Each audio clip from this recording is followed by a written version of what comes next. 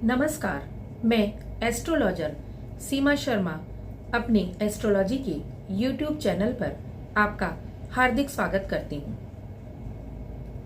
चलिए आज बात करते हैं विवाह के बारे में, शादी के बारे में। मैं आपको एक वीडियो में यह बता चुकी हूँ कि हमारी शादी के योग कब बनते हैं।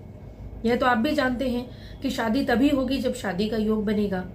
जब शादी से संबंधित ग्रहों की दशाएं आएंगी तभी शादी हो सकती है और तभी आपकी शादी फिक्स हो सकती है। ठीक है, लेकिन आज मैं आपसे जो बात करने जा रही हूं वह इस विषय में है कि क्या होता है कभी कभी कि हमारी शादी के योग भी बनते हैं लेकिन एक सक्सेसफुल मैरिज का योग नहीं बन पाता। शादी का योग बनते बनते रह जाता है, शादी फिक्स होते होते रह जाती है, रिश्ता फिक्स होते होते रह जाता है। तो ऐसा क्यों होता है, आज उसके बारे में हम आपसे चर्चा करने जा रहे हैं। लेकिन आप हमारे YouTube चैनल को सब्सक्राइब जरूर करें और लाइक और बेल आइकन को जरूर क्लिक करें। तो आइए बात करते हैं शादी के योगों के बारे में। सभी अपनी जिंदगी में एक अच्छे विवाह की कल्पना करते हैं और होना भी चाहिए। सभी लड़के और लड़कियों का एक अच्छा और सही समय पर विवाह हो जाना चाहिए।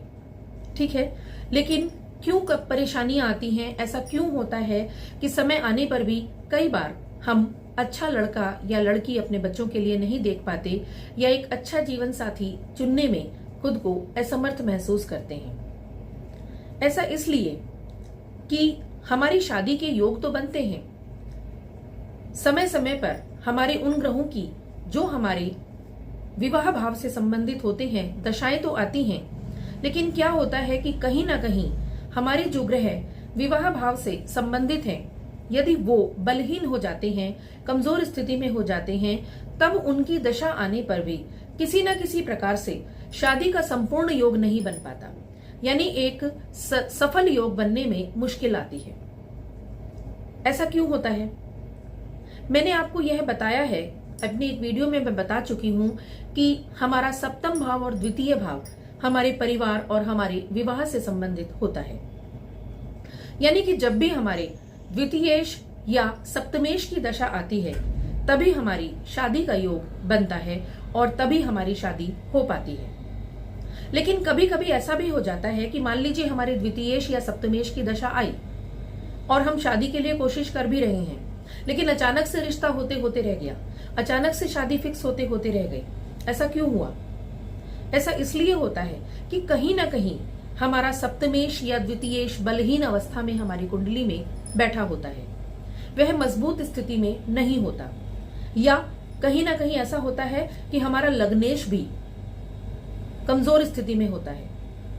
तो यदि आपका सप्तमेश और द्वितीयेश और लग्नेश कमजोर स्थिति में है, मजबूत अवस्था में नहीं है, बलहीन है, तो शादी का योग बनने पर भी कई बार शादी की बात फिक्स होते होते रह जाती है। इसके साथ ही हमारे द्वितीय और सप्तम भाव में जो ग्रह बैठे होते हैं उनकी भी स्थिति को हमें देखना होता है, क्योंकि उनकी दशाओं में भी हमारी शादी का योग बन जाता है। तो हमें क्या करना होता है कि सबसे पहले हमें जो भी ग्रह हमारे सप्तम भाव और द्वितीय भाव से कनेक्टेड होते हैं उनको हमें स्ट्रॉन्ग करना होता है।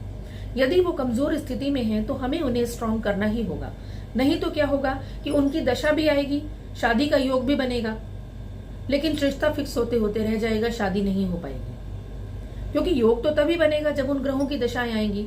मान लीजिए दशा में भी योग बन गया और गोचर में भी योग बन गया, लेकिन ग्रह इतना कमजोर है, सप्तमेश इतना कमजोर है या द्वितीयेश इतना कमजोर है कि हम शादी फिक्स ही नहीं कर पाते हैं, शादी फिक्स होते होते रह जाती है। प्रपोजल्स हमारे सामने आते हैं लेकिन बात बनते बनते लास्ट में किसी ना किसी बात पर खराब हो जाती है, पूरी हो ही नहीं पाती। तो उसके लिए हमें इन ग्रहों को मजबूत करना बहुत अधिक जरूरी है। और हाँ, अपने लग्नेश को भी मत भूलिएगा।